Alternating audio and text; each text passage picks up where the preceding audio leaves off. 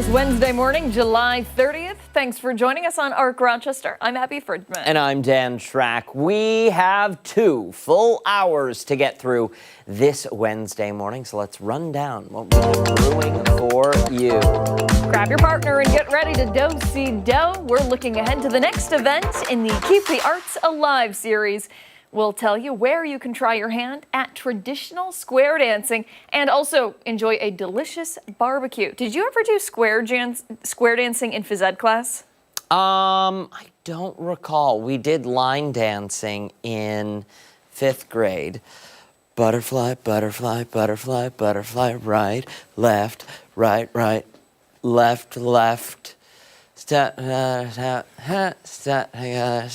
What are we Sorry, I don't know. Wasn't my question, but okay. Then get your sorry, I really fell down my own rabbit hole there. Then get your sweet tooth ready because all morning we are celebrating National Cheesecake Day. Chris Lopez is live at Rochester's iconic Cheesy Eddie's this morning. He'll tell us how you can score a slice of sweetness for free. And then later, get ready to jump. The Van Halen tribute band Completely Unchained hits the stage tonight for the Bands at Barnard series in Greece. We're going to learn more about the show and how it benefits the Barnard Volunteer Fire Department. We absolutely are. But before all of that, let's get a first check of the forecast. Meteorologist Marty Snyder here this morning. We're talking about some overcast skies to start. But that does not mean the day is going to be bad. It's going to be hot. It's going to be humid. It's going to be nice. It's going to be nice. Yeah, we're going to see some of that sunshine return. But yeah, there have been a few clouds that have been trying to pass through. A lot of that has been somewhat thin. So even with those clouds making their way through, still we're going to get some sunshine to at least hold on across parts of the area today. And overall, looks like a pretty nice afternoon. We're starting with temperatures mainly not too far from 70 exactly for the latest number at the airport. And we'll see these numbers build pretty well. We'll rise to about 82 by noon. We'll be somewhere in the upper 80s as we head through the afternoon with some sunshine holding on pretty well. Now, as we head deeper into the evening, especially towards midnight and after midnight, I think that's when we'll see at least some rain begin to build in across the area. And some of that will extend into early tomorrow. Not an all-day rain tomorrow. Mainly early is when a lot of that will occur. And then it'll move out. But notice that high, only 71 then. We'll be somewhere in the mid-70s as we head towards Friday and then back to near 80 and slightly above as we head through the longer term. So numbers rise back up a little bit into the weekend and early next week, but at least a lot cooler into tomorrow. Big changes by then with some rain that we could use and even some cooler weather to even into the afternoon tomorrow. So big change compared to what we have been experiencing. Yeah, definitely could use that rain. My yard is pretty much brown at this point. Why aren't you watering? Set up a sprinkler. The yard? Yeah. It's a big yard. It can't reach all of it. You've got neighbors to compete with. Got to keep that lawn going. Yeah. This is true. You are supposed to be the Joneses on your block. You're Abby Fridmann from so TV. Much work, though. Oh, my goodness. TV lady's lawn is horrible. I know. Can you imagine that conversation going on with the neighbors? Oh, I sure can. She's scary. They see me so rarely because, you know, I'm like always asleep. Every once in a while, I'll like come out of the house, usually like post nap, and I look like some kind of like dungeon crypt keeper. Exactly. Yeah, and they're usually like giving me a wave and then like turn in the other direction and run because they know that I'm just not. Hey. Children, get inside. Yeah. All right, Marty. Thank you. We appreciate it. Sure. All right, we'll go off the top now. Start with things that have piqued our interest this Wednesday morning. I'll start things off today with a problem that isn't just being seen here in the Rochester area, but unfortunately it's happening all around the nation. It's getting worse and worse, and I am curious to know your thoughts on it. It's a trend of people giving their pets to shelters because they cannot care for them anymore. It's sad. From dogs, cats, rabbits, and guinea pigs, adoption centers around the nation are overwhelmed with surrenders. They're seeing some animals stay for months and months on end with no relief. All because people stopped loving their pet, not because people stopped loving their pets, that is, but because they can no longer afford to keep them. So nationally, the cost of pet ownership has skyrocketed from vet bills, food, medication. It all adds up. Rover, the company Rover, estimates pet parents of medium-sized dogs can spend between $120 to $430 a month on their care. They say just less than half of owners around the nation are concerned about the rise in care. It's going up and up and up. Over the course of their pet's lifetime, Rover says dogs can cost between $16,000 to $52,000. Keep in mind, that's for vet care, that's for food, that's for all of the things that they need. Obviously, size, breed, health conditions, all of that will play a very big role. But people have even cited pet deposits for apartments as reasons for being unable to care for their furry friends. That pet rent can cost between $50 to $150 for some places. A lot of people are struggling to pay for their food, for their rent, for their electric, and some are saying that the pet bills are just adding up. Many say this spike in surrendered pets started during the COVID-19 pandemic and never slowed down. Owners say they're holding out for as long as they can, but ultimately they want to give their pets the best lives possible. But when things get to be too much, they have to turn to those shelters, hoping their best friend can find a second chance. To help ease some of the burden, we're fortunate some communities offer pet food banks, low-cost vaccine clinics, sometimes free vaccine clinics, and emergency assistance funds. We are fortunate to have some excellent organizations right here in the Rochester area that take part in some of those services. But demand far outpaces supply. Advocates say fixing the problem requires bigger changes like affordable housing that accepts pets, universal vet care, and a stronger social safety net. Until then, though, shelters will keep taking them in as they're able to, and pet owners will keep making the most heart-wrenching choice that there is. Sadly, though, love doesn't end up paying the bills at the end of the day. It's sad. It really is sad. And so I'm curious to know your thoughts on this, because I know you've got them. Well, listen, if you can't care for the pet, yes, give the pet up, and hopefully the shelter can find a home that can afford to care for the pet and provide suitable and adequate food, shelter, and love. Mm-hmm. That said, when you get a pet, I think sometimes it's a rash decision for people. Sometimes they might pull the trigger a little too quickly. Mm. They're not putting all the thought in. Oh, yeah, the kids said they would feed and walk it, or clean the rabbit's cage out. Mm-hmm. Listen, they're kids. It's probably not going to happen. The parents got to take some responsibility in that. And I think for the same reason that we see after Easter, we see so many ducks and chickens and bunnies all being put up for adoption. Yeah. Because people buy them on a whim. And it's a lifelong investment for the life of that animal. Yeah. You need to be willing to take care of them. And listen, they can be expensive. Absolutely. Yeah. I mean, you have two. I have two. Yep. And, one thing I think is worth noting, it is obviously very, very sad, but so often we see stories of people that have just abandoned their animals or, abandoned is probably the best way to put it. Let the dog out, let the cat out, whatever, mm-hmm. And then refuse to take it back, even though their pet is microchipped. This seems like the safer option rather 100%. than just letting the pet go off on itself. This is a respectable way to do it. Yeah. Those other people, again, taking up too much oxygen on this planet if you're just letting your animal out and saying go. All right, we'll move along to mine. This is a kind of story that makes you shake your head along the animal lines, though, but also makes you want to check your pet's microchip. We want to introduce you to Bo the cat. So Bo disappeared 6 years ago. He slipped out of an RV while his family was camping in Missouri. They searched, they waited, but Bo was gone. For years, they assumed the worst. And then, out of nowhere, he turned up more than 200 miles away in Arkansas. A woman in Little Rock says he showed up at her house one day, friendly and hungry. So she took care of him for 3 weeks. She fed him, she loved him, and then eventually took him to the vet. That's when they found a microchip. A quick search, and suddenly, a family for Bo in Springfield was getting a phone call they never expected. They didn't recognize the number, but when they picked it up, they were asked if they ever owned a cat named Bo. The answer, of course, was yes. but they hadn't seen him in 6 years. 6 years! It's insane. What was he doing? The family drove to Arkansas to bring him home. Now, the children who grew up with him could hardly believe it. One was ready to leave the second that they heard the news of where Bo was. The other thought the vet was calling from down the street saying, oh, we think we found your cat 6 years later, not from a different state. Well, now Bo is home. Older, a little more traveled, but still himself. No one knows how he got to Arkansas. No one knows where he's been for 6 years.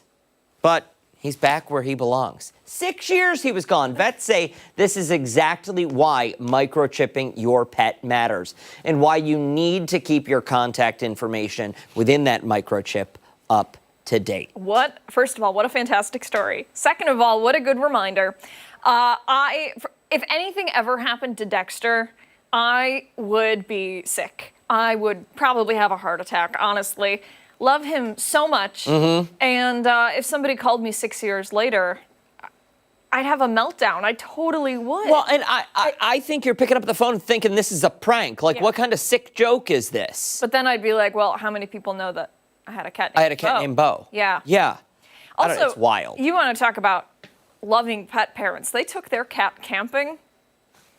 Like, they're doing, the cat's part of the family. The cat goes on the family Cat goes on the us. trips with us. Yeah. Absolutely. Wow. But apparently, I don't know, Cat saw something in the forest that he liked better than the family one morning, and that was it for Bo. Bo wanted to go out and see the world. Wanted to see the world. Yes, it was his, between high school and college, he went off, he visited Arkansas, and said, I'm ready to go home. It's his gap year. Yes, his gap year. Gap 6 years.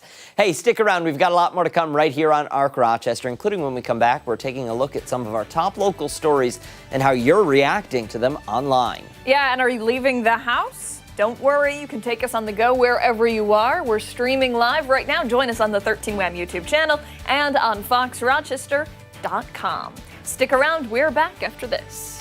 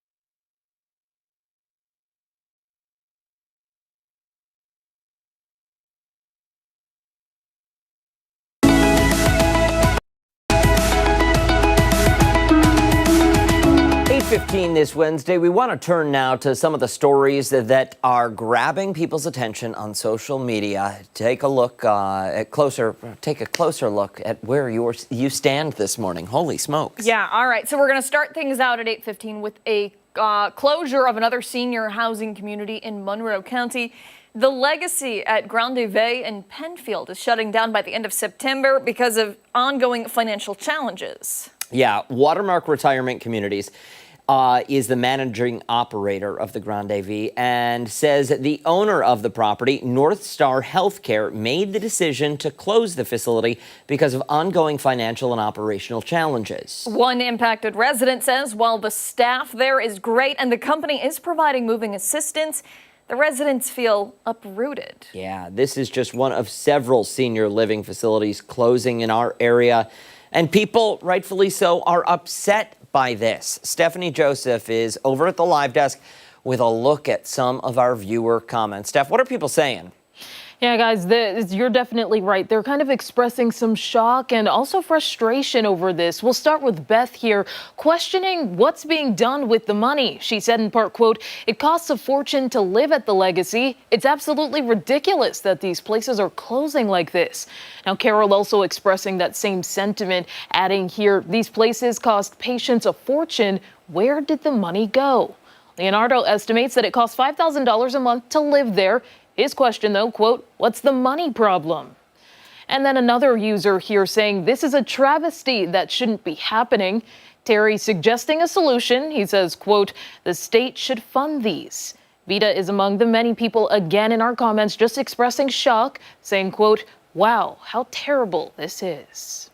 It absolutely is. I mean, and here you have a lot of these people getting up there in years and uprooting them from the place they have called home for who knows how long. And it seems like a lot of stress to say to a 75 or 80-year-old, you got to move.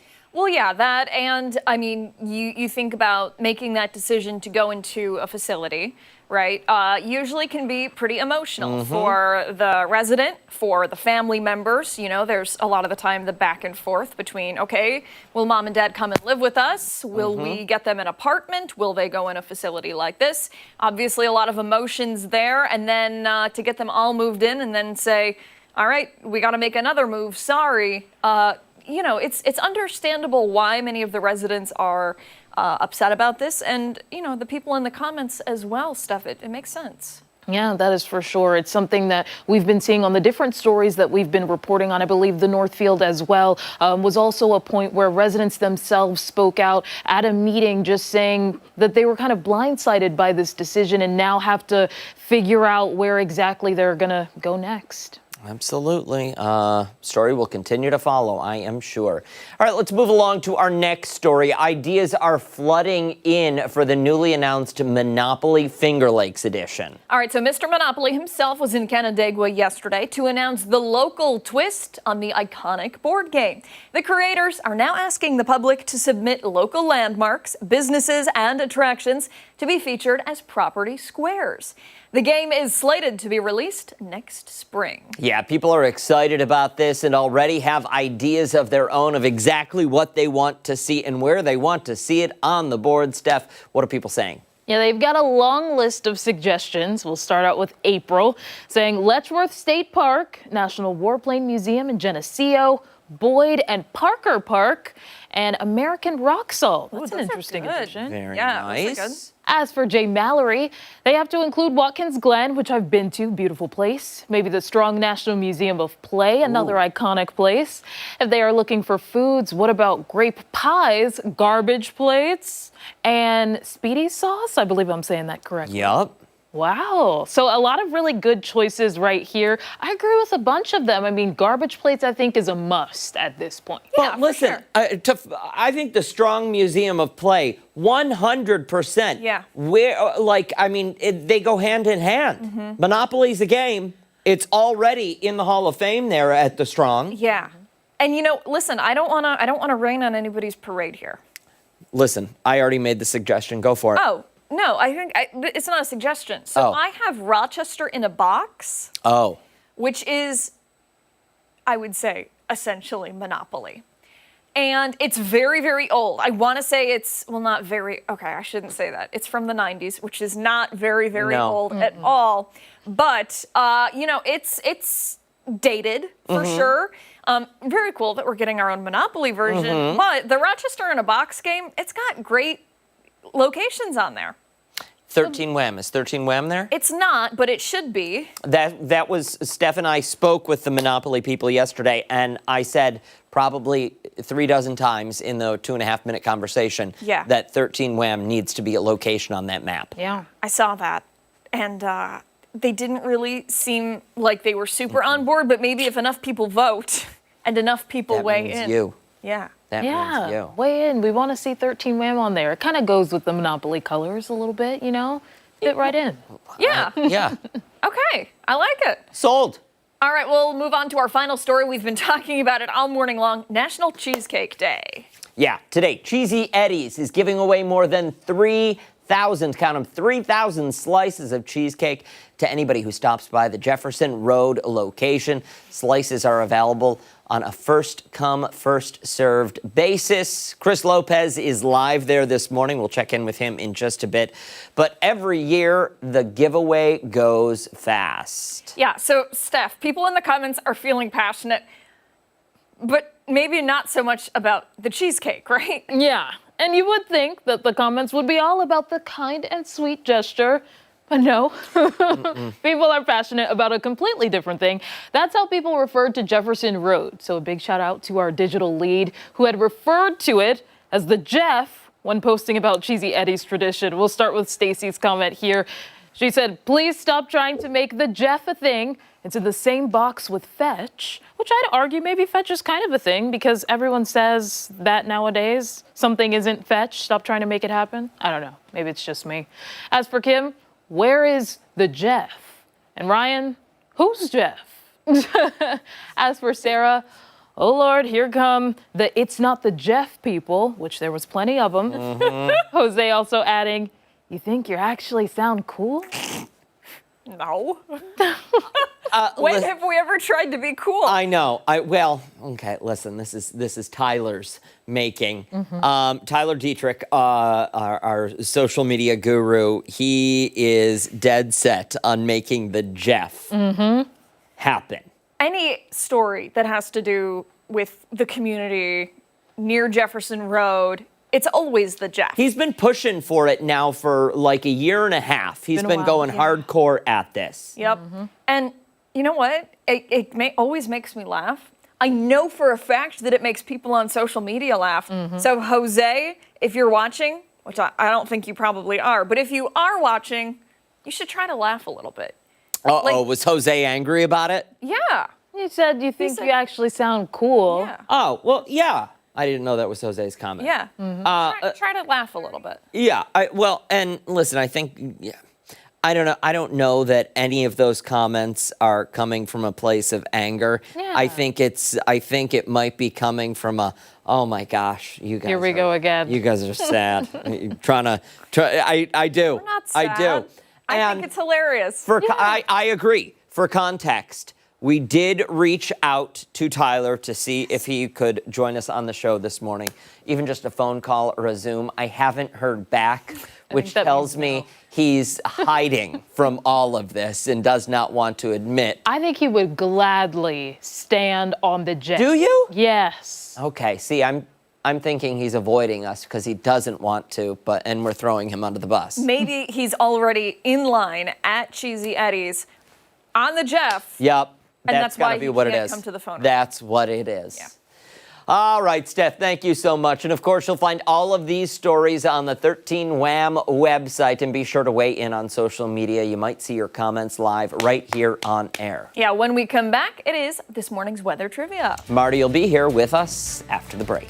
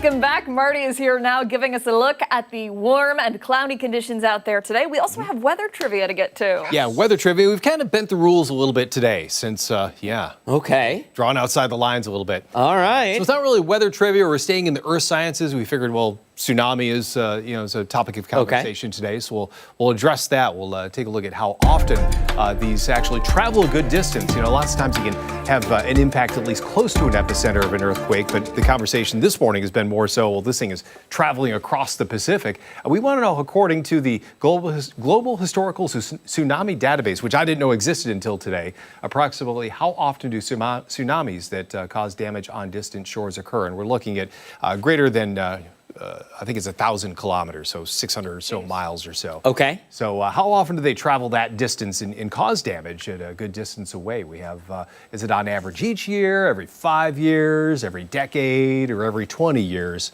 About how often does that happen? Do they travel that distance and at least have some sort of an impact at that large distance away? And when you say damage, what do you mean? Like how? Like knock down buildings, Okay, like that kind of injuries. damage. Okay, Yeah, okay, yeah. okay. So something Gotcha. significant, yeah. Okay. So I think I've about got a it, guess. Yeah, I feel pretty good about my guess too. Think about it. We'll come back at the top of the hour with an answer for you guys. Sounds right. good. Let's talk about the forecast for today, though. Yeah, otherwise today, just some quiet weather for us. Back into some sunshine for a lot of the day. And today we're going to keep temperatures moving along pretty well. We'll get up to about 82 at noon, probably somewhere in the mid to upper 80s for highs today. So once again, not quite as hot as where we have been over some days over the last week or so, but really not too far from that. You're going to notice that humidity, that's going to hold on pretty well. The precipitation is going to still keep a good distance from us today. That may change going into tonight and later into tonight, but otherwise today, really not much going on there. Have been a lot of thunderstorms out in the plain states. That activity has been pretty constant for many of the overnights and up into the early mornings this week. But for us today, just kind of a quiet start. Really not much going on as far as precipitation goes. A few thin clouds are passing through, and we will see a few more of those try to enter the picture, especially by the end of the day today. So we'll see that change gradually play out. But 70 degrees right now. We're starting off with a breeze coming in out of the southwest, about 6 miles an hour. Nothing too significant there. And a lot of places rising back into the 70s. Most areas did start off in the 60s earlier, but we're seeing those numbers move along pretty well at this point. A lot of areas in the mid 70s. You look off to the west, you can see a lot of areas averaging close to 74 or so, and even pushing that mid 70s range for some areas to the east as well. But today we're going to hold on to some sun for a lot of the day. Here's that timeline. Again, sunshine holding on quite nicely throughout the morning, most of the afternoon as well. But notice by the end of the day towards sunset, there are a few extra clouds that begin to enter. That's a little sign of things to come. I think we're going to see more cloud cover over the next 24 hours beyond that. So as we head through the overnight of tonight, some rain that's been kind of rare across the area, but we'll see some of that try to build in overnight tonight. And maybe a good timing on that where we get some much needed rain, but it may not have a huge impact on daylight hours. Here's a look at about 10 a.m. tomorrow. A lot of that may be south and southeast of us. So we get the benefit from the rain through the overnight and then dry things out. And it may take a little longer for clouds to clear out tomorrow, but I think tomorrow is going to be one of those days with a lot of cloud cover, but then more breaks of sun towards the end of the day. 87 today, about 66 tonight. Tomorrow, about 71 for a high, so very different feel, much lower temperatures. You can see about 16 degrees below today, and the humidity is going to pull back a lot. And then we start to add about 5 degrees each day as we head through the end of the week and the weekend, so that'll eventually put us back into the mid-80s again for Sunday, Monday, and Tuesday of next week. So again, a little bit of a break from that heat and humidity over the next couple days. You'll notice that change. I feel like we need a really good rain, like really just a good soaker. solid. Yeah, absolutely. And you can see it in some of the areas of the grass out there. It's starting to brown up a little bit. It's kind of interesting because some areas you can see where, things have been in the past, like our old driveway out front. You can see where it's kind of died out a little bit in that area when they changed our driveway. So absolutely. See a little archaeology under the dying grass. And there's some bags of mulch that have been sitting out there for a little too long, if you ask me. And somebody moved some of them yesterday. Yeah. But did they spread it? No, they just moved maybe they did. I don't know, but they moved the bags, and you can see where those bags were. Yeah. And I'll tell you what, that grass it's thirsty. It needs some help, that's for sure. It absolutely does. All right, thank you, Marty. Okay. Don't go anywhere. We have much more to get to this morning on ARC Rochester. We're back on the other side of the break.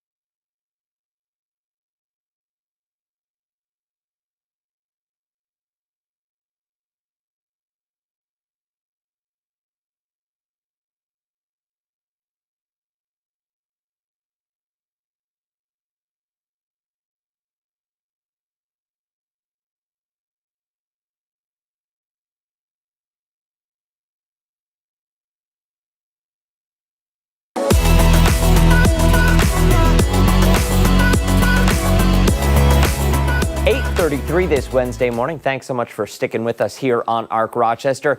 Cheesecake lovers, your day has arrived. It's National Cheesecake Day. To celebrate the occasion, at 10 o'clock this morning, Cheesy Eddie's is giving away free cheesecakes at their Jefferson Road location in Henrietta. The good old Jeff. The good old Jeff. Chris Lopez is live there this morning, showing us how they prepped for this very special day. Chris? Hey, what's up, guys? Yes, we have been showing you guys throughout the morning how they have been preparing the cheesecake for today. Like you said, 10 o'clock. I want to talk to you if you're getting in line at about maybe 9:30, 9:48. I want to talk to you, but that's neither here nor there. We will get to that coming up in the 9 o'clock hour. But I'm here with John Baker this morning, part of the ownership team. We've been showing the cheesecake you guys are prepping for today, but you guys have a lot more that you make in store here, and you've brought out the platter for us. They did indeed. So yeah, we have obviously they have the cheesecake, which people are well aware of. We also offer, cupcakes. The miniature desserts are a trend that's been incredible. It's a phenomenon that's been happening. Miniature desserts are awesome. They're available. Most of our desserts can be put in miniatures and put on trays or platters or boxes. This is one of our secret weapons. I would delve into the story for this because this was somewhat rushed but turned out being a hit. Yes, it was. So it was oatmeal cookies. We only made this size back in the day. This was probably 18 years ago, 19 years ago. And we found the combination of cream cheese frosting and oatmeal cookie was just synergetic and phenomenal. So my son thought, well, we should try and sell it. And my wife wasn't sure. And I said, let's give it a shot. And so now the Jillian is the best-selling individual item in the store. How much pounds of dough is the big one? It's about 2/3 of a pound. Okay. Yeah, all pretty right. close. It's pretty close, roughly. Yep. So. And then we got the array, the cake here. This is the cheesecake. This is also, I believe, cheesecake as well. Chocolate cake. So we call it a very chocolate cake with cream cheese frosting. So it's dark chocolate cake. It's got ganache and cream cheese frosting in between the layers. It's very popular for weddings, and it's a great dessert as well. This is probably our most popular wedding cake. It's a white raspberry tort, my favorite cake here. Even though I love the carrot cake, which is also our best-selling slice in the store, is the carrot cake all day, every day. But I'm a white cake guy, so I love it. And ingredients, you use some local ingredients here. We were talking about the eggs and how much eggs you guys use on a daily basis. What kind of local products do you guys use? So Jeff Englund, the egg man, we call him, he's been providing eggs since before I was here. That was 22 years ago. Does a phenomenal job for us. And we're buying anywhere from 8 to 12 cases of 300 eggs per case. 30 dozen. I'm sorry, 30 dozen per case. So that's our eggs. And our cream cheese. Actually, it's Kraft Philadelphia cream cheese, the best there is. That's made in Warner's, New York. So an hour and a half drive from here or so. And then heavy cream, a huge ingredient in our cheesecake. That's also upstate New York companies as well. So so we try to keep our footprint as small as we can, for sure. And some of that ingredient is going to be in the cheesecake that I want to try. This is the Oreo cheesecake. Yes, it is. I have to try one. It's a morning show. Coming up next, we got more ARC Rochester for you guys. In the 9 o'clock hour, I want to talk to some people standing in line. As for now, I got to finish this. We got to pay some bills. ARC Rochester will be back after this.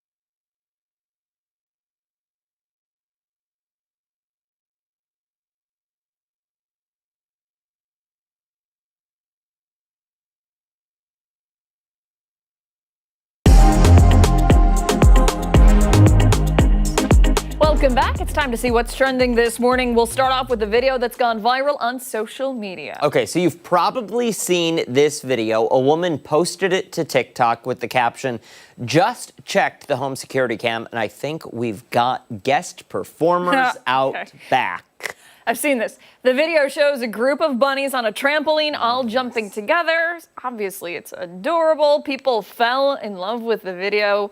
Over 175 million views, 1.4 million shares. What came next had millions of people, though, bamboozled. This video is completely AI, and a lot of people are furious about it. Social media users were convinced that the video captured a once-in-a-lifetime wholesome moment of bunnies all hopping together on a trampoline, only for the original uploader to break the news that it's fake. People were crushed, taking to social media to say their dreams are broken. Oh my gosh, all right. People eventually came to accept the truth, and they started to comment about glitches in the video that they missed upon their first Where? watch. That's what I was just standing up looking at the monitor for. I thought I noticed something, but I didn't. Oh, a bunny just disappeared. Yeah. This guy disappears. He disappears, watch. Yep. Gone. And he morphs into He one. morphs into another bunny. Yeah. Some people, though, are refusing to accept that it's actually fake. No, it's definitely fake. I hate all those. Okay, so Ashley, I don't know if you were able to confirm the backstory, but I swear this all started with someone posting a black bear in their backyard that was jumping on a trampoline.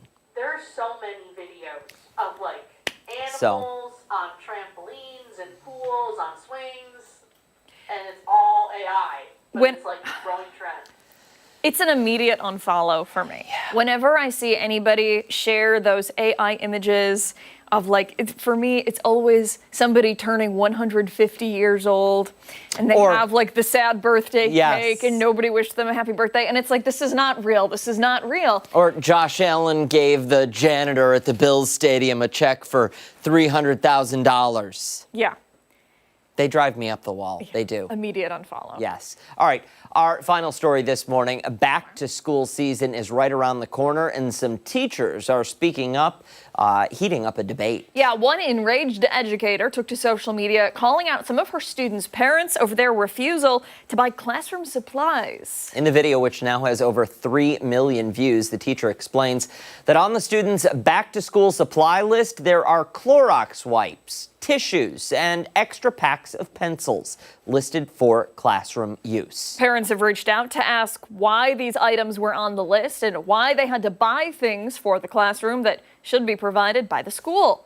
The teacher went on to share her frustration about this, saying she's expected to make the ultimate sacrifice for these students, but these parents do not think they need to make even the smallest sacrifice for others. So commenters had mixed reactions online, some mentioning how in this economy, every dollar counts to some parents. Yeah, some are asking why the parent doesn't go to the school board rather than the teacher and ask why they can't pay for these supplies for kids. Others said to shut up and shell out the money for school supplies. What are your thoughts? Well, my mom was a teacher. Mm-hmm. I know how expensive school supplies can get. And how underpaid teachers are. And how underpaid teachers are, and how it is truly a thankless job. Shout out to all teachers out there, because you do not get enough credit. Go teachers. Go teachers. I know times are tough. Every dollar does count. But the Clorox wipes help your kid from getting sick. The Which extra gonna pack keep of you pencils. from getting sick. Extra pack of pencils. Guess what? There's going to come a point where your kid's going to need one. Yep. Tissues.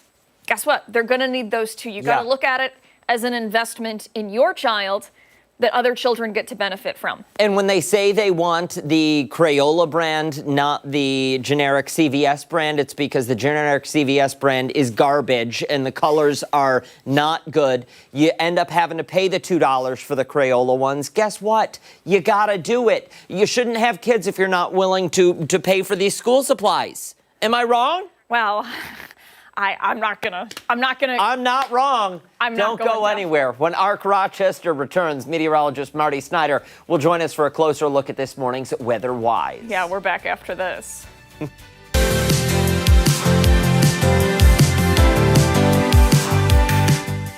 Today's edition of Spatchcock Funk is sponsored by Wisconsin Cheese. Happy summer, y'all, to you and our friends and our sponsors, Wisconsin Cheese. Yo, whenever you're shopping, you want some good cheese, Wisconsin is where it's at, y'all. You need a license for it. And on every product, you're gonna see they have the Proudly Wisconsin badge. And this is when you know you're getting it done right. Now, in the summer, a flatbread in any restaurant, in any backyard is a beautiful way to kick things off. It's classy. People use focaccia, people use pita, people use naan. We're using naan today, and that's none of your business. What we wanna do first is create a cool basting oil. We had a cup of olive oil. We're gonna put in about a quarter cup of fresh cut chives from my garden. We're gonna put a chopped up garlic scape in there. We're gonna put in about 4 cloves of garlic. Then we've got 2 green onions, chopped up, scallions if you're feeling frisky. A quarter cup of fresh oregano. A little less than a quarter cup of chopped parsley. Then we've got about a half teaspoon of salt and about the same of black pepper, because we like the pepper to bring stuff out. We're also gonna put a couple shakes of hot sauce in here. This will not make it spicy. What it'll do, bring out all the other flavors and make things really great. So we're gonna take this and stir it up, and all it's gotta do is sit for like 24 hours and it's good to go. But this can go a couple days, get you through the week, and it's great on everything. So we're gonna seal it up and set that aside. If you wanna make a world-class flatbread, you need world-class ingredients, and that's what we're doing today, y'all. The Wisconsin cheese, yo, they win more awards than any state or country on earth. So to pair it with that, we're bringing a protein that just does not quit, y'all. This is Wagyu beef right here. Wagyu, believe it? It's legit. So the charcoal's heating up. This thing has been resting for around a half hour, a little bit longer, and we salted it pretty heavily so we can get the juices ready and it's gonna be at a good temperature to grill. Meanwhile, that garlic scape, I'm gonna take this, and I learned this trick from a Wisconsin family. I'm gonna take the scape and I'll put a couple of slices on it, right? And then when we throw it on the grill, we're gonna throw this on top, and some of the juices are just gonna fall right into the meat, and that's just awesome. Plus it looks super cool. Score it up a little bit, and what's up?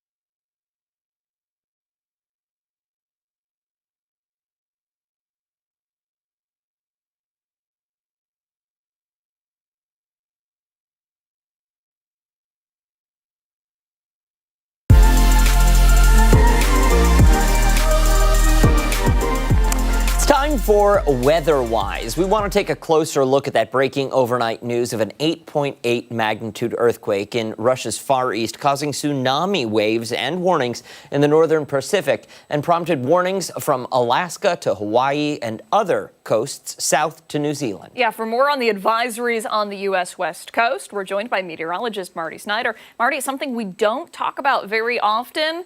Very interesting, hence the weather-wise. So tell us what's going on. Yeah, so what happened is there was an earthquake. There actually been a series of them. I've been watching this since, I think it was last week. There were a bunch of them that happened just off the east coast of Russia. And they've been occurring, and all of a sudden these last couple that occurred late yesterday, they were much more significant than the ones that were playing out last week. And with those significant earthquakes, they put out the, here's a good depiction of where they occurred. And just give you a little idea of where we're looking at. Of course, the west coast of the U.S. on the right side of the screen there, the east coast of Russia, right where that 8 is, and that's where that magnitude 8+, it was in the upper 8s that did occur. And it was just off the east coast of Russia. And you can see all those different 5s that show up there. Yeah. That's that whole cluster. It's been occurring, I think, probably for the last week or so. They've Wow. been on and off. And so then those last couple that we saw, those 2 8s there, they were almost 9s that occurred late yesterday. And what happens is with these earthquakes, they can be different types. Sometimes it can be a raising of the seabed floor. And when that happens, that causes that burst of water to be not really shot into the air, but it causes the elevation of the water to lift up a little bit. And then that creates that reverberation that goes around the whole Pacific Rim and can bounce off islands. It can hit the west coast of, the U.S. and then bounce back a little bit. And then you get these little repercussions that continue to play out over time after that initial wave goes out. We know that there were watches and warnings put in place. Is that similar to our watch and warning, where the watch means one thing and the warning means, oh, it is imminent? Do you know what I'm saying? Right. Yeah. And they try to use that similar nomenclature just to make it make sense. Yes. Since people are kind of programmed to, know for weather watches and weather warnings. You go into the other earth sciences like this, they try to follow that same pattern there. And there's that live look at Honolulu. As you can see, not much happening there now, but sometimes, you'll get one of those little waves that comes in, and you just have to watch for those over the next, next few hours across portions of the Pacific. And they have different arrival times depending on where they are. It just goes out at a constant rate and hits some areas earlier, the closer places first, and of course the farther away places a little bit after that. Yeah, and we know, at least for Hawaii, they did record a couple of waves of a little bit taller than 5 feet during our early morning hours there. Right now, it's just before 3 a.m. with that picture you were just looking at. And that's also the tough thing, too, is given the fact that, it occurred at that time frame. It was about late commute time frame for them yesterday, and then we're going through the overnight. They're just traveling across the Pacific. It's tough for the scientists to really see exactly how significant these are going to be once they arrive in a certain area. You kind of can have a ballpark idea, but it was good to see the people who were trying to get out of those areas just to be on the safe side. We've seen what they've done in the past in different areas. Back in 2004, there was one in Southeast Asia. Yeah. Things like that. So it's best to err on the side of caution. You get one of these warnings that comes out, and it was good to see people heeding those warnings to get out of those areas. It's so interesting when you see some of the videos on social media. You see the water, the shoreline recede. Yeah. Right, yeah. And, I'm curious, I guess, at what point will that kind of return to normal? Like I say, it takes a little bit of time for it to finally just create that steady state, and getting back to normal. But and that's a scary thing when you see that water pull out. You hear of a lot of people who actually get curious over that. They think, oh, let me go outside or go out and take a look at the seabed floor and everything that's playing out. That's fascinating, but they don't realize in many cases what still is yet to come. And it's really a dangerous situation for something that could be just fascinating and benign as it starts out like that. Yeah, and I mean, some of the images, you were just looking at a coast of Japan there. Really remarkable images that you get to see anytime there are events like this. We know, at least in Japan, there was a bit of destruction there during the overnight hours. I believe it moved a couple of shoreline buildings there. Yeah.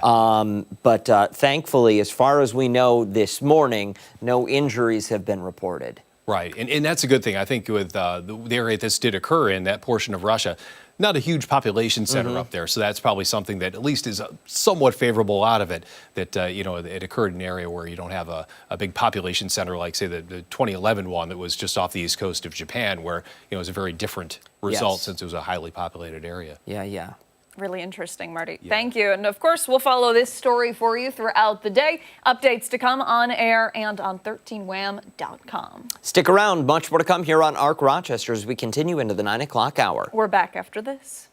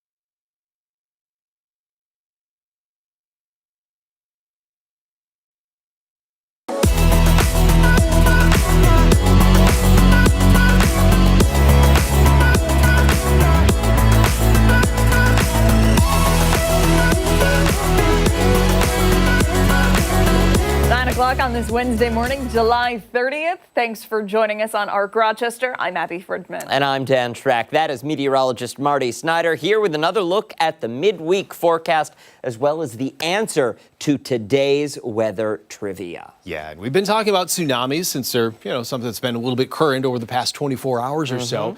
So we want to know about how frequent this occurs, ones of that magnitude, and bring that danger to at least an extended area rather than just close by, as is often the case. So this question that we have today, of course, it goes outside of our normal weather range, but we're keeping it to the earth sciences, of course. So according to the Global Historical Tsunami Database, approximately how often do tsunamis that cause damage on distant shores occur? So we're talking about 1,000 kilometers away, a good round number in scientific spheres, which is about 621 miles or so. So we want to know, is it about every year, about every 5 years do they travel that distance, about every decade, or every couple decades? So A, B, C, or D.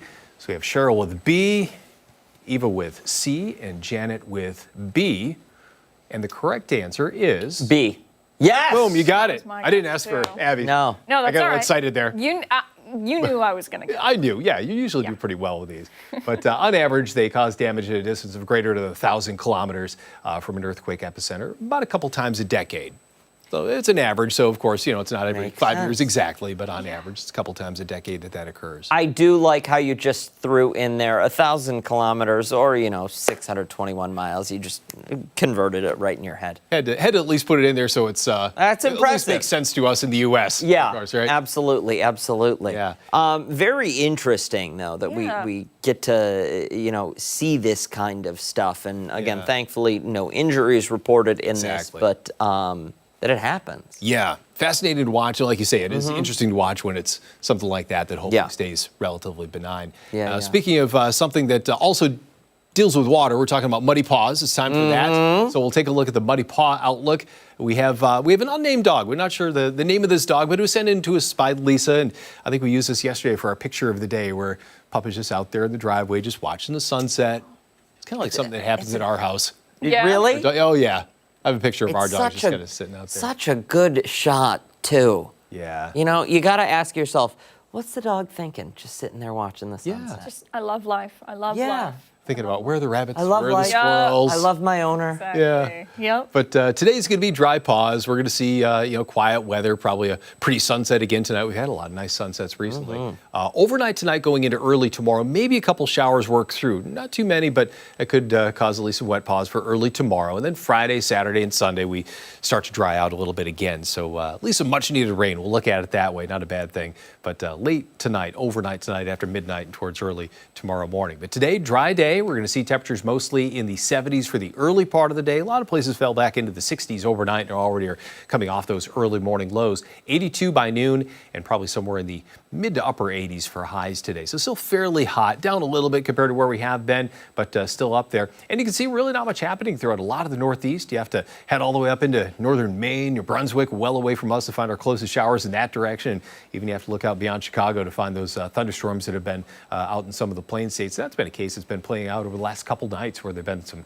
pretty strong thunderstorms out there into Iowa and Illinois. But for us, really not much happening. Nice quiet start to the day. We're seeing some sunshine, some thin clouds pass through, and that's about it. So overall, a nice day for us today before a few more clouds begin to enter the picture as we head towards the end of the day. Right now, 75 degrees, wind coming in pretty light. The dew point at about 68, so we are seeing it stay fairly humid out there. A lot of 70s to start the day. Some areas in that mid-70s range, like Batavia, Medina, 75, 76 for those areas, and even a lot of those 75s and 76s off to the east as well. And here's that timeline for today. Again, some sunshine holds on pretty well for a lot of the day. Now, as we head towards sunset, I think that'll be the first little minor change that we see. A few more clouds begin to enter, and I think beyond that, it's a story where we do see some rain set up as we head into the overnight, kind of along that same line there, especially west of Rochester could see a little more of that line up, especially from midnight on into the first few hours of the early morning prior to sunrise. And then after sunrise, I think a lot of it just pushes south of us. So by the time we get into that mid to late morning time frame, a lot of it down into the southern tier, southern Finger Lakes, and pushing even farther away, and then maybe a little more sun at the end of the day tomorrow. But today, about 87 for a high. We'll drop down to about 66 tonight, kind of similar to what we saw last night for a low. But then for tomorrow, very different day. The cloud cover holds a little more stubborn. We're going to see a couple showers initially, not an all-day rain, but one of the higher risks of rain that we've seen in some time. We have been kind of dry, so that's actually a positive thing there, and especially a timing where a lot of it may occur at night. You get that beneficial rain, but then you get to enjoy the day. I think that's what we'll see. And lower humidity tomorrow, 71 then, 76 into Friday, and then we continue that adding 5 categories as we head through the next few days, 80 into Saturday and another almost 5 degrees into Sunday. That puts us back into the mid-80s for Sunday, Monday, and Tuesday. So a little cooler by tomorrow, but then we start to bounce back a little bit by later in the weekend and early next week. It's kind of a shame that rain is arriving tomorrow and not on, hear me out, Saturday morning. Okay. Because when it's those hours where it's out of here by 10 a.m., yeah, you've got all the rest of Saturday, but it's just such a good reason to be lazy and stay in bed. Oh, yeah. And you can't do that on a Thursday. That's you gotta true. wake up. It's true, yeah, but I mean, we've had it's been so dry. I know. We need it. We really absolutely do. need it. Beggars can't be choosers, but You're right. It would be really nice if, I love a good lazy Saturday. Yeah. And the mystery at my place is, we haven't had much rain, but the lawn needs mowing again. I don't know why my lawn I don't fertilize the lawn. I don't want it to grow fast, but it is. Really? I have no neighbors to, have a competition with, so. No rest for Marty. Yeah. Listen, you should start doing whatever Abby's doing. Killing it? Yeah, right? It happens. Listen, guys, I don't know. It's dry. I don't know what else to tell you. Yeah. It's natural. You're just also let nature take its course. The front of our house it cooks. It really does. Like everything gets fried. If we miss a day of watering, it's like everything gets crispy. Yeah. Well, yeah. It's nice to get the sunshine, though. Yeah, it is. I'm not complaining at all. Is. Right. It's more just making note of the fact that our lawn is brown. Yeah. We have it happens this time of You year. guys should have a contest in your neighborhood. The brownest lawn. Who gets the first grass fire at their house? You don't want that. When Arc Rochester returns, we are putting on our cowboy boots and learning how to swing our partner round and round. Don't forget, take us on the go wherever you are. We're streaming live. Join us on the 13 Wham YouTube channel and on foxrochester.com. Stick around. We're back after this.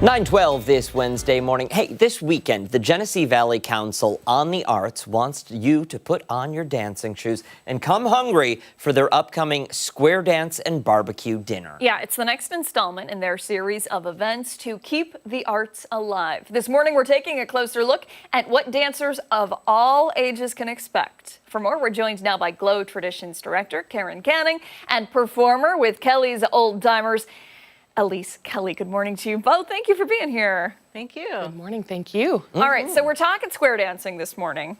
Dan and I were laughing about it earlier. I took square dancing in my phys ed class when I was in high school. It's one of those things that I feel like once people learn it, it comes back. It's like riding a bike.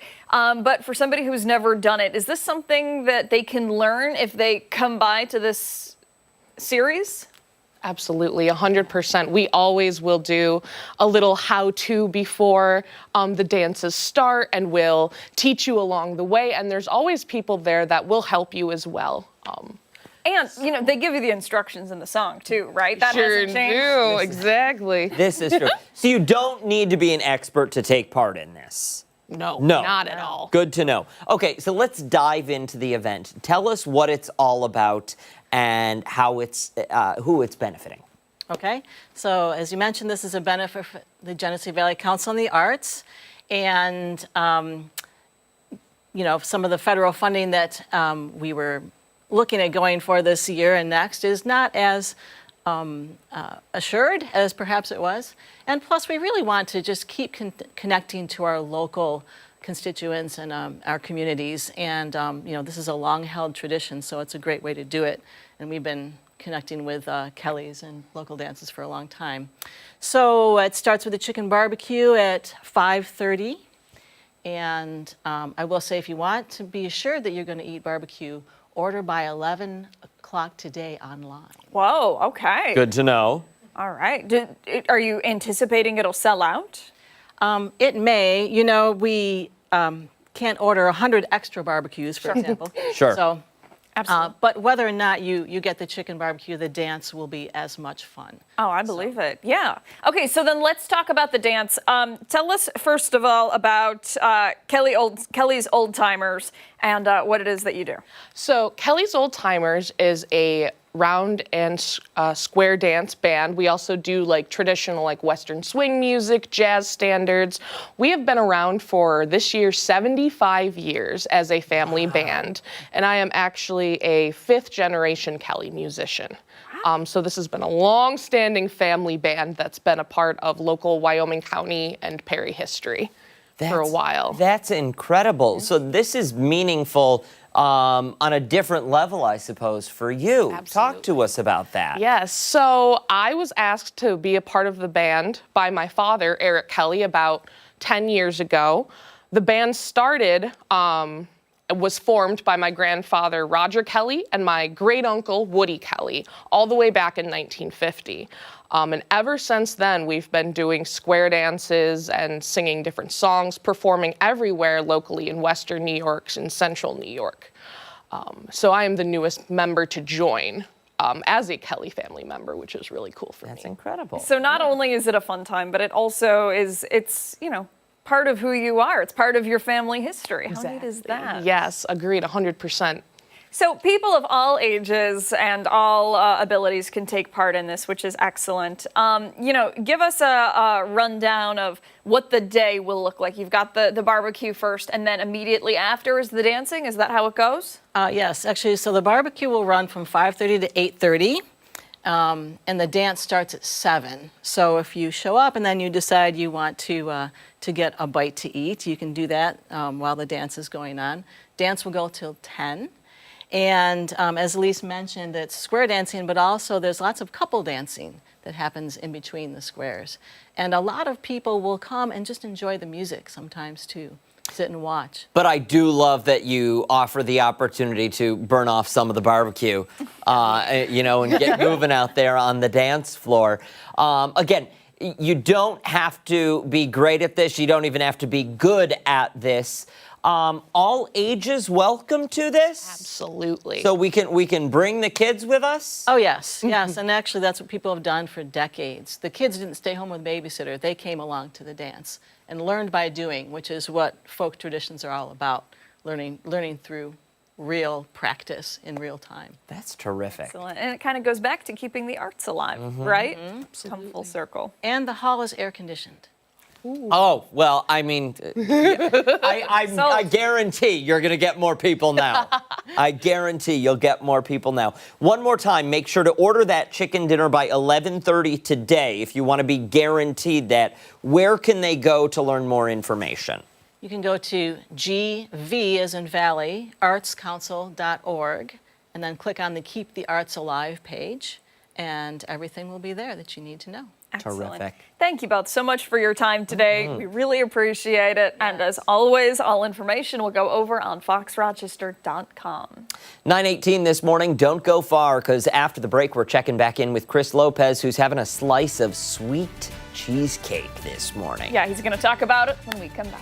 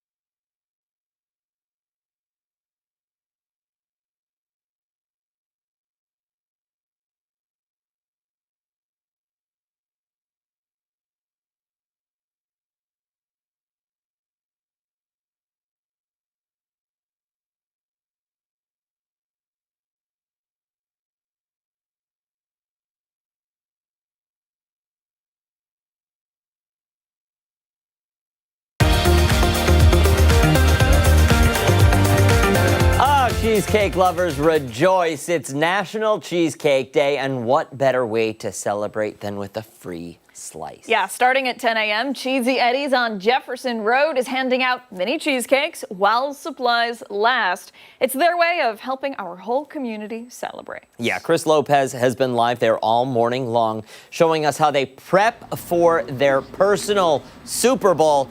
It looks like he's live outside now, maybe with some of the people who are already waiting in line. We got a few people that are waiting in line over here. I told them if they spoke on camera, they could get a free cheesecake before 10 o'clock. The line, they're in line bright and early. Tom Wilkinson, happy? Are you guys happy for the free cheesecake? Yeah. Are you guys all Channel 13 watchers? How do you guys know about this? Yeah, everyone. Yes. All right. As someone who else is a Channel 13 watcher, apparently, is Tom Wilkinson. And he was here, when? About 8? Yeah, I got here like about, maybe 5 to 8.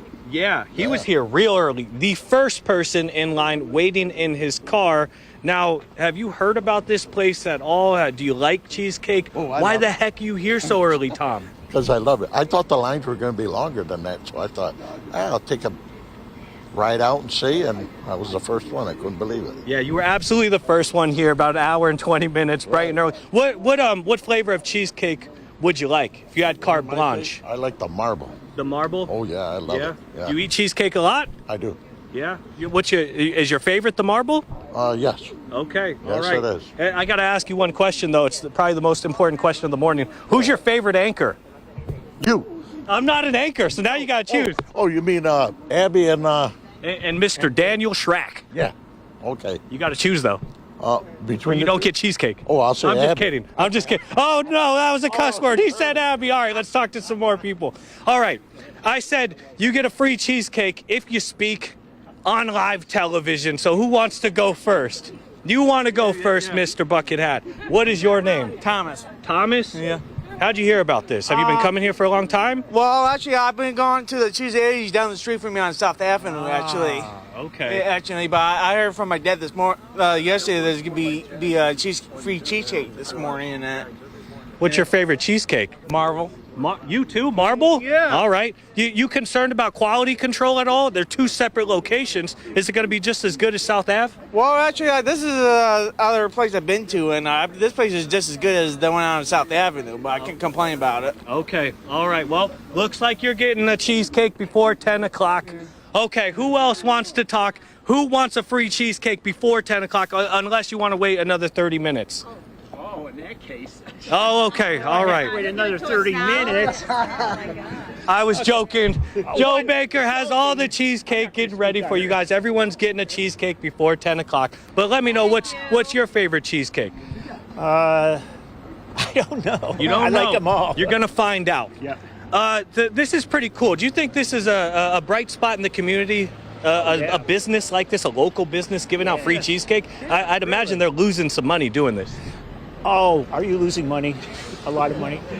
No. Just a tad bit. It's got to be special for the community. Yeah, special. Joe, you have the cheesecakes right here to give to everyone standing in line. Why are you giving them out before 10 o'clock? Yeah, for sure. But, hey, they're here waiting. It's hot and sunny. We want to get people going, so we're happy to do it. Thanks for coming down early and giving us somebody to talk to keep things going. That's awesome. All right, I won't let you hold that anymore. So here we go. He's going to be handing out the cheesecakes. We have been here all morning long. Do you have to say something, sir? Salvatore's is giving free pizza to veterans today. Oh, okay. At least they brought it to our exercise class. Free pizza, free cheesecakes.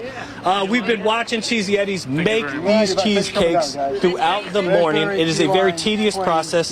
They hand make these. There is someone that dusts off any of the dirt, essentially, and all that is the crust on there. There's no dirt on there. Off of the cheesecake. What'd you get? What kind of cheesecake? I got the raspberry. You got the raspberry cheesecake. Yes. You happy about that? Yes, and I love Cheesy Eddie's. What's your name? My name's Kathleen. How long have you been going to Cheesy Eddie's? I've been going to Cheesy Eddie's for years. Oh, at least 10, 15 years. You think this is a special event for the community? Free cheesecake? Yes. Holy cow. I think it's a great event that they do for the community. And it's a great way to advertise their product. Yeah. I mean, people have never had it. It's a great way to put it out there. Advice to people, or you going to encourage people right now? Come on down. Absolutely. Come down and get your free cheesecake, Cheesy Eddie's. There you go. Cheesy Eddie's. We got Uno Mas segment coming at about 9:48, I would say. Yeah. We're going to be talking to people in line. Thank you. Have a great day. Thank you. You have a good day as well. Back to you guys in studio. Yeah, it really is such a bright spot. It is. Chris, I have a favor to ask of you, though. We were having a conversation earlier this morning talking about referring to Cheesy Eddie's as a location on the Jeff as opposed to Jefferson Avenue. Are people okay with that? Can you ask somebody if calling it the Jeff is all right? So, raspberry swirl, key lime plain. Is that a no? That's a no. Something to you guys, though. Hey, I watch you guys every morning, 3 minutes before 8.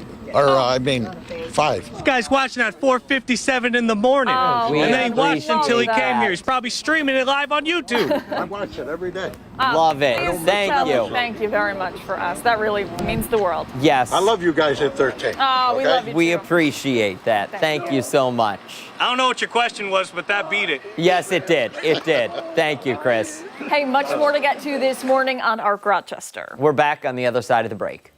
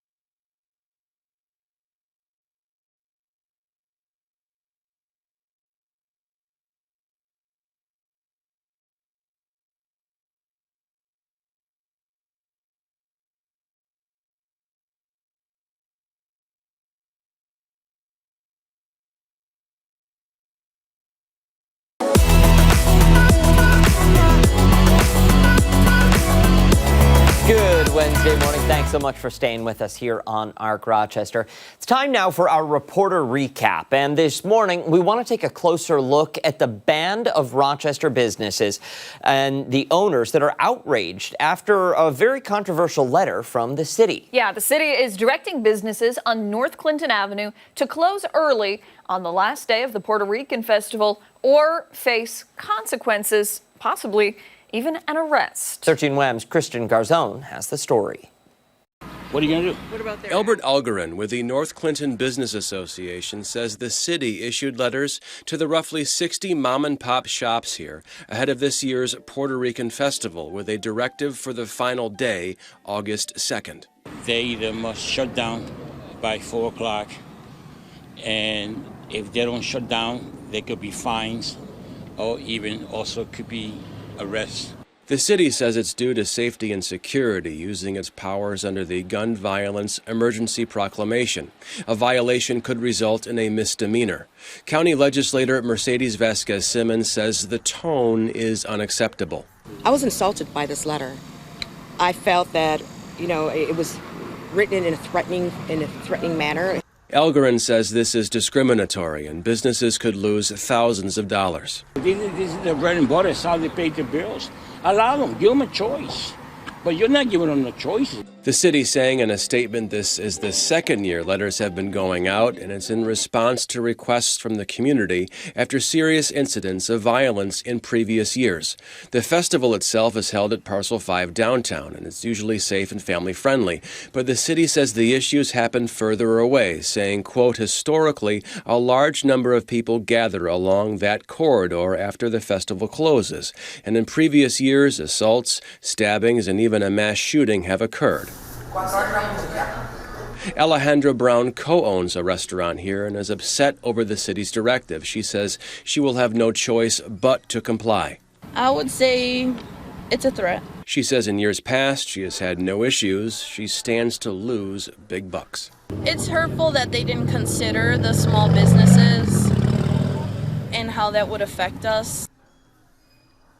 Lots to talk about with this story, one that has gained quite a bit of attention on social media and really among has. people in our area. Absolutely. People sounding off, many people siding with those business owners, but others, rightfully so, having their own opinions. Stephannie Joseph over at the live desk right now with a look at what people are saying about this story on the interweb. Steph, what feelings, what are they like right now? Well, as you were alluding to, they're mixed, I would say, online. People on both sides of the aisle sort of expressing their opinion. We'll start out with Andre here saying in part, quote, the solution is every single business stays open. If they're worried about crime, then the city should add more officers out there. Another person, Jennifer, also believes businesses should remain open. She says, quote, the festival day is the one day where the entire Puerto Rican community will be out to celebrate with pride. This is the perfect day for businesses to stay open. That's in all caps. Support your community by buying from each other.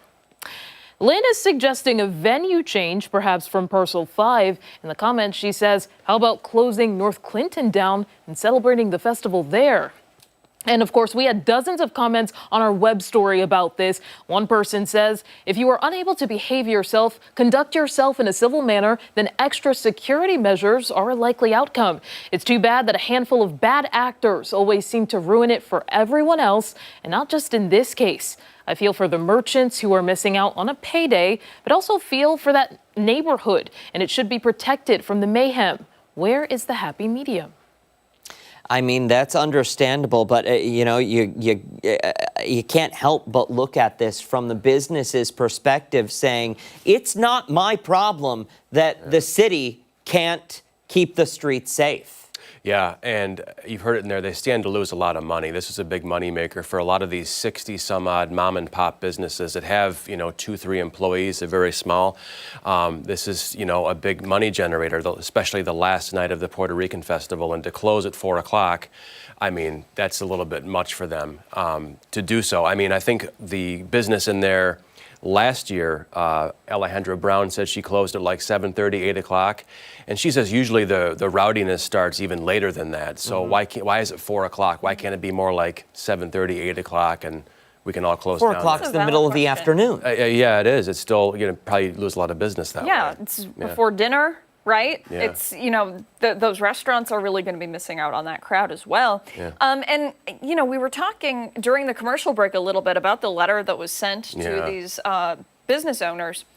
And it's not the first time they've received a letter like this, but the tone of it is significantly different, yes? From what I understand, I do not have the letter from last year, but apparently this is the second year in a row at least they've sent these letters out. And again, the tone is kind of aggressive is what they're saying. Like the last paragraph is where they say, hey, if you don't comply, Class B misdemeanor, possibly arrests, fines, things like that. That's where everyone's like, oh, okay, because it kind of starts off like, let's partner up, let's be good neighbors, and then all of a sudden you get to that last paragraph and you're like, oh, whoa, some spice here.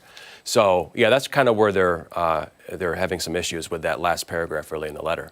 Yeah. Is the city holding firm on this that, listen, if these businesses don't close, yes, you're going to be charged with a misdemeanor? As far as we know, Albert Elgerin, they're the president of the North Clinton Business Association, wants to have the mayor just to sit down for coffee before this all goes down, just to see if we can work something out. And maybe it is a later closing time, whatever.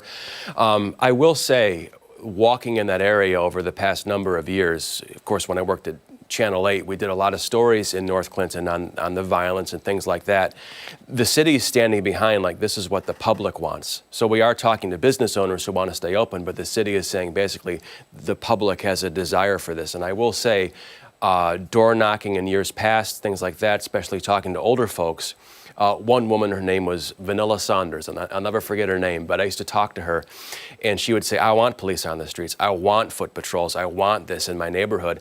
And, people will tell you the Puerto Rican festival seems like every year everyone's always kind of great, but, that last night can be a little bit much for some people. So maybe the public does have a desire for this, kind of action to shut down and avoid the crowds gathering. Mm-hmm. What is it about that last night? Well, I think it's just a celebratory moment, kind of a nightcap, if you will. Festival well done, let's all celebrate, and people maybe perhaps go overboard. And the city did say in the statement, that last night assaults happened. There was even a mass shooting one time, stabbings, etc. So the city's kind of doubled down with their statement. They're saying, look, this is what the public wants, and that last night really is when chaos kind of ensues. And you add on top of that, it's also just a Saturday night during the summer, which it just adds another layer on top of people, out partying, celebrating, some probably having a few too many adult beverages, and chaos can ensue. One thing that I find very interesting about what you said a couple minutes ago, that the city made this decision without consulting with the North Clinton Business Association. That is pretty shocking to me. The fact that there is this association specifically focused on keeping these mom and pop shops up and running and keeping the community in support of those shops. And then for the city to just say, yep, this is the final say. Yeah, according to them, letters were passed out by city officials and police to these businesses, and that's where this sort of all started to erupt. Was it got online with these people taking photographs of these letters, like, what the heck is this? That's kind of where this all started. I believe that was last week, maybe the 23rd, perhaps, that this all started. So yeah, it remains to be seen really what's going to happen, if a discussion will take place with the mayor and Albert Elgerin. Certainly you saw the county legislator, Mercedes Vasquez-Simmons, being very vocal about this, saying this is just unacceptable. And again, she's really talking about the tone of the letter. Give people a choice is what they're saying. So if you want to close, great. If you want to stay open, that's fine too. Give them a choice. Well, it certainly sounds like there is a conversation that needs to be had, and some things that need to be addressed as well with the business association and with the verbiage in that letter. Yeah, certainly, yes. All right. Christian, thank you, Christian. Thank you for the time. Thank you both. Always a pleasure. Time right now is 9:39. When Arc Rochester returns, we're getting ready to dance the night away at the Bands at Barnard concert. We're going to talk more about the group taking the stage tonight. Hey, and don't forget, if you're headed for the door, take us with you. Arc Rochester is streaming live right now on the 13WAM YouTube channel and foxrochester.com. Stick around. We're back on the other side of the break.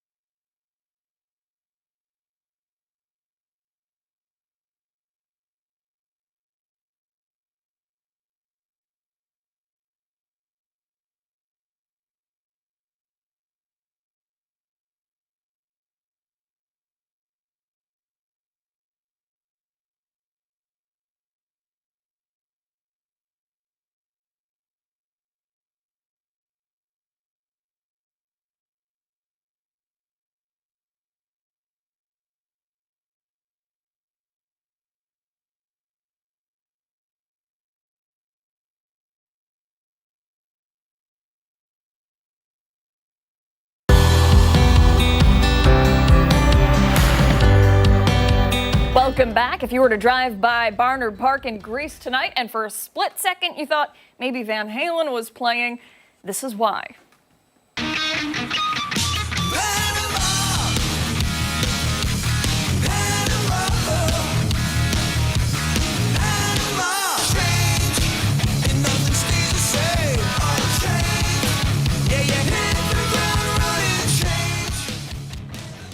They sound fantastic. They really do. They sound great. Yeah. That is Completely Unchained, the Van Halen tribute band that's coming to the Bands at Barnard concert series. For several years now, the event raises money for the local fire department. Yeah, this morning we're going to talk about the work they do with the fire department. We have President Kevin Bardeen, and from the band we have David Lee Roth of Completely Unchained, Gene Henriksen, and bass player Clint Etor, who plays Michael Anthony. Good morning to all of you. Thanks so much for being here. Thanks for having us. All right, so I want to talk about the music in just a second, but first we got to get down to business.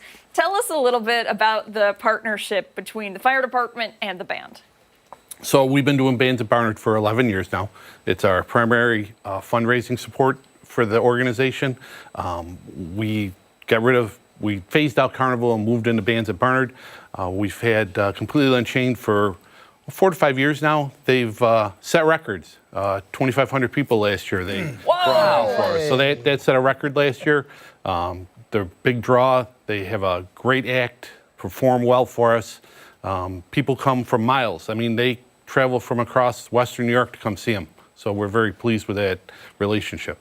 What is it like for the two of you, and I'm sure you know some of the other bands that take part, to take part in this concert series year after year? Well, like Kevin said, we've been doing this about five years now, 6 years, and we love what we're doing. It's basically for all the Van Halen fans in Rochester. But our relationship with the fire department and Mike Davis and Lisa, who put this all together, has been nothing but amazing. They treat us really well. The fans treat us really well. As long as the weather's great, we'll have a good time. But working with the fire department and Mike and Lisa has been it's a pleasure to just work around people that really, really love what we do. Same for you? Absolutely. It's always great to see a lot of these people year after year. They come back, we get to know them, they get to know us, and it just makes for a great evening. I imagine that you have some super fans, right? Tell us about them. Super fans? Yeah. We have super fans. Yeah, one or two? Well, we have like a bunch of couples. They'll come from like Pennsylvania, from Buffalo. They'll bring us food, stuff, healthy stuff, because you can eat like pretty crappy on the road when you don't get a chance to stop, because we're always traveling. I mean, these guys flew in last night from Florida, and then we drove 8 hours from Long Island, New York to get up here. Wow. So on the way up, it wasn't like a filet mignon and some salmon. It was like, Cheese Whiz and, a bag of peanuts with a bottle of water. But no, we have really good fans. Our fans are awesome to us. We had a fan make us all bobbleheads. Oh, which wow. is really cool, yeah, the whole band. But, all over the country, there's certain fans that always come out and support us and have a good time. Do you notice that base growing as the years pass? The crowd continuously getting bigger and bigger and bigger? Take over, champ. We've, when they first started, we were, 1,700, and last year we broke 2,500. So it's a big draw. Our VIP section is sold out for this year. We have tickets at the gates. We have tickets online at Bands at Barnard on the Facebook page.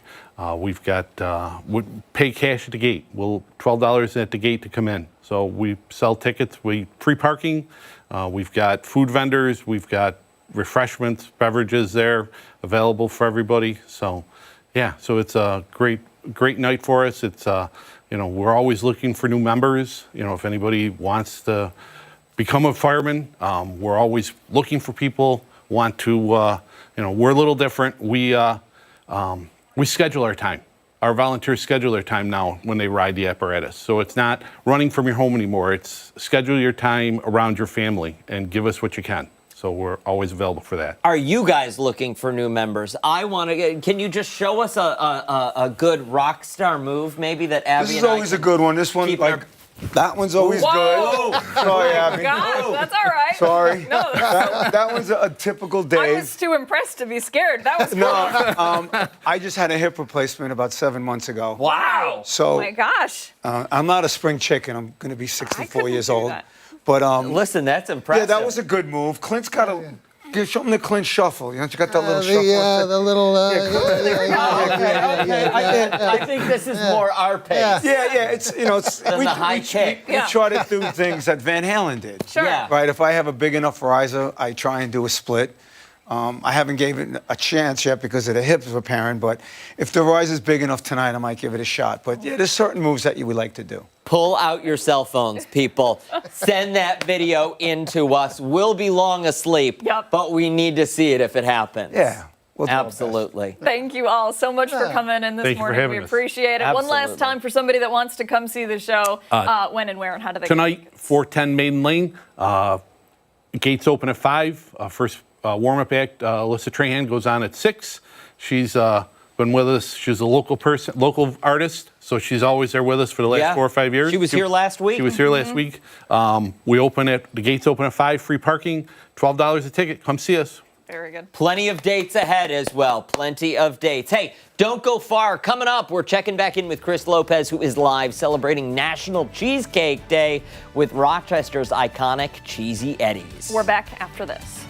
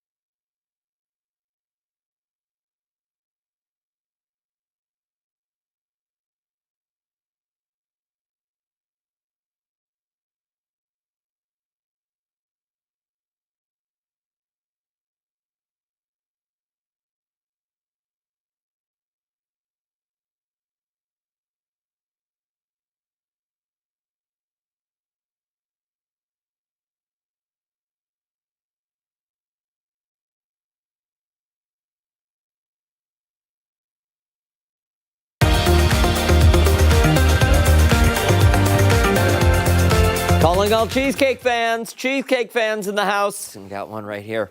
Your day is here. National Cheesecake Day, and Cheesy Eddies is celebrating big. Yeah, starting at 10 o'clock, they're giving away 3,000 free slices of cheesecake at their location on the Jefferson Road location. But you'll want to get there early before they're gone. Chris Lopez is live there this morning with some of the people before the doors open. Looks like they've got a tent set up now outside for a little bit of shade. What's it look like, Chris?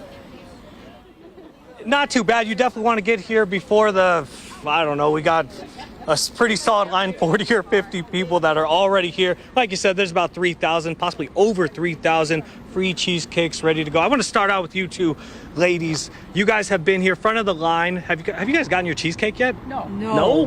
Not yet. Okay. This is an annual thing we do, so I had to wait for her, so I couldn't even take the free cheesecake because first. I said I saw you earlier and you still haven't gotten your cheesecake. You were waiting on her. I was waiting on her. Everybody went ahead of me. And How long have you guys been doing this? years. 10 years. 10 years now, yeah. What about this event brings you guys out besides the free cheesecake? The friendship. The friendship. The friendship? Yeah, this is something we And do. Cheesy Eddie's. I go Cheesy back to Eddie's. South Avenue. A guy that I worked with used to bring us cheesecake brownies. That's how I started hearing about Cheesy Eddie's. And what about That Cheesy started 40 years ago. What about Cheesy Eddie's cheesecake brings you guys out here? You could go somewhere else. I had my wedding cake done here 40 years ago. Yeah. Okay. It's delicious. It's the best. What flavor are you guys looking most forward to? I usually get key lime. Key lime? That's what I'm going for today. Key lime? Okay, got some 2 key lime lovers. Thank you guys. I want to go to you over here. Oh man, I was waiting on you. I was waiting on you. I see you every day. Hey, I appreciate that. How long have you been doing this? When did we do it last time? It was a while ago. We've been doing this like for 10 years. Wow. Yes. And what about this event brings you out? It's hot today. It's only one piece of cheesecake, but you're still standing out here. Oh yes, I can buy more, and Yeah. it's very good. Very What good. about Cheesy Eddie's cheesecake really kind of gets you going? My homemade is very creamy. It's very good. New York Like New cheesecake. York. It is. It's like New York style? Yeah. And then you, good sir, filming this interaction here. What's your favorite flavor? Strawberry. Strawberry? I think they should have that, a raspberry or some such. He likes fruit. Anyone else that's watching this right now and is not in line, there's about 3,000 cheesecakes. What would you tell them? Well, my daughter loves cheesecake, and she's away at camp missing this, so she's going to be really upset when she gets home. So there's going to be one extra slice for someone. Okay, last person, thank you guys. These 3 ladies over here, you guys, Channel 13 viewers, you guys have been watching this for a long time. This is a tradition for you guys. What kind of cheesecake are you most looking forward to? Something really chocolatey would be really good. Chocolate raspberry? Chocolate raspberry? I will do the raspberry or the marble. I'll take anything that's free and yummy. Love the anything that's free and yummy. We've been watching them make this all morning. You guys are in for a treat. They really handcraft this. I got to have you guys send it back to studio. Just say, hey, back to you guys in studio. We're getting free cheesecake. Back to you guys in studio. We're having free cheesecake. Cheesy Eddie's, 10 o'clock, get in line. I 3,000 love it. pieces. Yeah, can they fill in tomorrow, Chris? Yes, we're going back on vacation. Yes, thank you, sir. Hey, when we return this morning, our final thoughts. We're back right after this.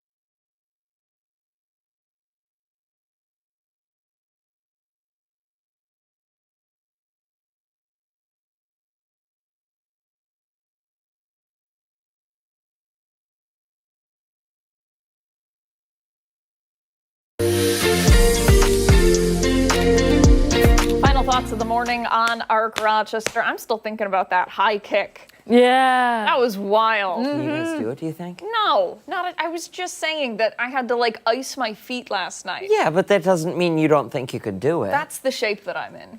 Like, I'm at the point. I feel like you could do that, Steph. One. It would have to be a real good try. I wouldn't be like the Dallas Cowboys cheerleaders that high, but it would be. Okay, if I put my mind to it and knew it was coming up and like could stretch and like, you know. Yeah. But for him to just be like, let's go. You're gonna try it? I can't do it. I'm wearing a dress, but maybe tomorrow. Oh, yeah? Yeah, if I'm wearing don't pants. make that promise, Steph. Because that's something I will hold you to. I think I could do it. If I embarrass myself, it'll make for good TV. Tomorrow, a kicking contest here on ARC Rochester. Yeah, it's just your shins. That does it for us here on ARC. Make sure to wake up with us again tomorrow morning, starting at 4:57 on. It's 13 Wham ABC. Much more live local news coming up later today for 13 Wham News at midday. We'll see you then. Bye.